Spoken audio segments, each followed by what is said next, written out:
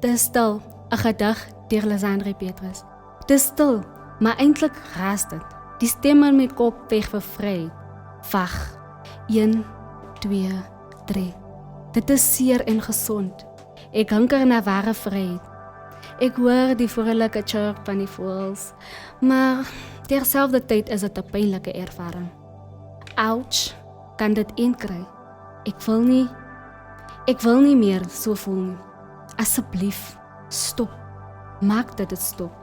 Ek kan nie eens begin beskryf die pyn wat ek hier binne voel. Ek kan nie eens meer langer fake nie. Ek is nie okay nie.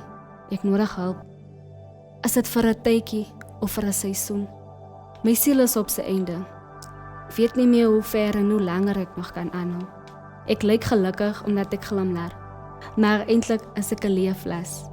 'n Leerboek met net hartseer hoofstukke, uitgeskeurde blye met net krapmerke op. Wat is ek? As ek 'n depressiepop, 'n angspop of 'n verwerpte model? Gee my name, noem my wat jy wil, want my pyn is anders as joune en my ervaring is anders. Ek wens ek kan 'n switch flip en my gedagtes skoonmaak.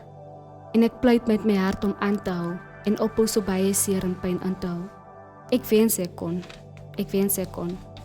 Wat is vrede? Wat is geluk? Ek dink ek sal maar steeds bly wonder. Mense sê hulle is lief vir jou, maar eintlik gooi hulle jou toe met dat.